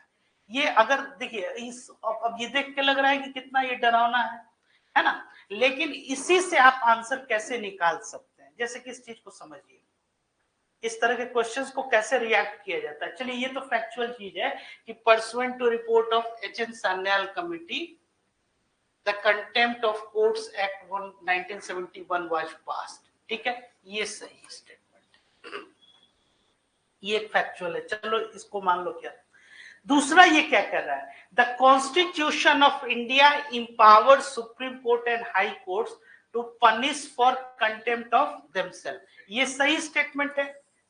ये आप जान ही रहे हैं कि ये आर्टिकल 129 का स्टेटमेंट और ये आपका सही स्टेटमेंट है. तीसरा ये the constitution of India defines civil contempt and criminal contempt. ठीक है, ये स्टेटमेंट हम पढ़े, कुछ नहीं मतलब हम इस पे मान लीजिए कि कंफ्यूजन वाली स्थिति है, इसको होल्ड कीजिए. ठीक है, नेक्स्ट स्टेटमेंट आइए. In India, the parliament is vested with the powers to make laws on contempt of the court. अब आप वही जो इसका वो उसका वो ऑप्शन करके बनाते हैं, वह बनाइए, या तो ये सही होगा या तो ये सही होगा। अगर कॉन्स्टिट्यूशन अगर डिफाइन किया है, जैसे कि कॉन्स्टिट्यूशनल बॉडी और स्टैट्यूटरी बॉडी आप लोग जानते हैं, यहां कह रहा है कि संसद जो है वो कानून बना के क्या करेगी, वो ये कंटेम्प्ट ऑफ कोर्ट जो है वो डिफाइन करे। और यहां कह रहा है कि कॉन्स्टिट्यूशन ऑलरेडी क्या किया, constitution of India define civil and criminal code. तो या तो ये क्या है, ये म्यूचुअली एक्सक्लूसिव जिसको कहते हैं ना, तो ये या तो ये सही होगा या तो ये सही होगा। समझ में आ रहा है? अब संभावना किसकी है, मान लीजिए हम एग्जाम में बैठे हुए हैं और ये नहीं है, तो मेरे पास एक और जो आप लोग जो प्रोबेबिलिटी जो आप लोग यूज कर रहे हैं, यहाँ पे ये क्या कर रहा है, H.N.. Sanyal committee contempt of court act, कोई भी एक्ट है, कानून है, ये कौन बनाता है, ये संसद बनाता है, पार्लियामेंट। तो ज्यादा चांसेस जो हैं इसके सही होने के हैं, ये गलत स्टेटमेंट 1, 2 और 4 जो है। या अगर ये 2 पे आ गए, ये तो आपको मालूम ही है, ये होता ही है। अच्छा, इसमें अगर ये कंटेम्प्ट ऑफ कोर्ट एक्ट जो है, तो जिसको कॉमन सेंस कहते हैं, इसको आप अप्लाई कर सकते थे कि अगर कोई एक्ट अगर बना होगा, हम नहीं जानते हैं, कोई एच.एन. सान्याल कोई रहे होंगे कमिटी, ये भी चलो हमको नहीं मालूम है। अटेम्प्ट कैसे करते हैं ऐसे क्वेश्चंस को देख के, ये डरावना क्वेश्चन लग रहा है, लेकिन ये क्या है, it itself is shouting that yes I am the answer. ये ठीक है, कोई एक्ट बना होगा तो जाहिर बात है इसके। अच्छा, ये दोनों एक साथ नहीं हो सकते हैं, तो अगर वैसा वाला कोई ऑप्शन है तो सबसे पहले आप उसको हटा दीजिए। समझ में आया? तो इसलिए जो क्वेश्चन जो कहते हैं ना कि जो लिमिटेड नॉलेज ही है ना, इसी नॉलेज का यूज करके आप जो है उसके आंसर्स को निकाल सकते हैं, ये भी एक आर्ट है।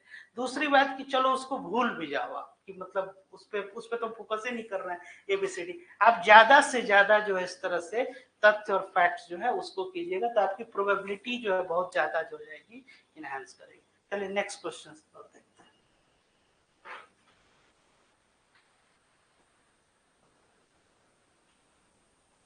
एक और क्वेश्चन जो है,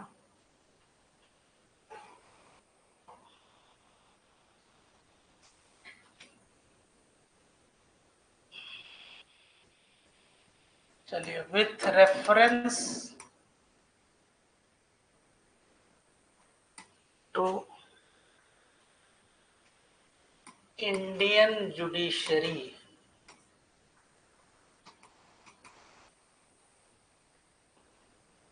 consider the following statement.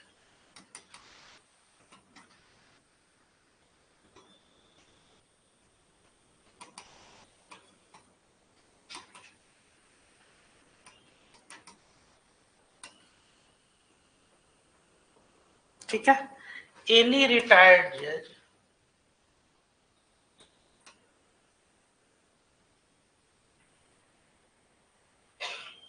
of the Supreme Court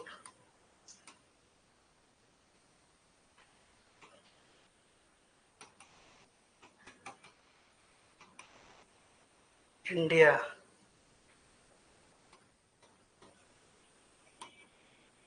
can be called back to sit and act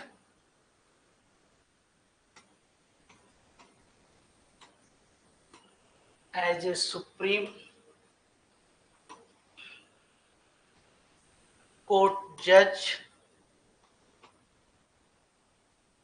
by the Chief Justice of India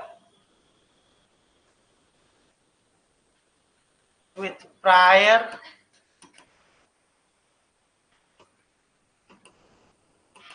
permission of the President of India. दूसरा, a high court in India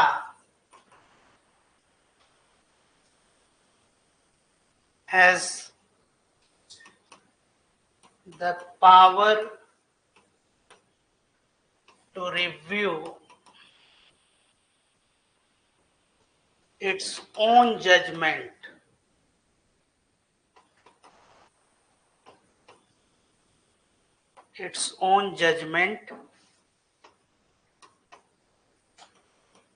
as the Supreme Court does. ये जो question है आपका UPSC 2021, again this is a very important question. ये आपका this year मतलब कि इस साल जो है ये क्वेश्चन जो है ये पूछा जा सकता है इस टाइप। फर्स्ट स्टेटमेंट जो है, फर्स्ट स्टेटमेंट क्या है, एनी रिटायर्ड, इसको आप लोग नोट भी कर लीजिए, यही स्टेटमेंट भी हो जाता है। एनी रिटायर्ड जज of the Supreme Court of India can be called back to sit and act as a Supreme Court judge by the Chief Justice of India with the prior permission of the President of India। ये जो है एक factually ये एक सही statement है। दूसरा, a High Court in India has the power to review its own judgment on the as the Supreme Court does। ये सही स्टेटमेंट है कि गलत स्टेटमेंट है?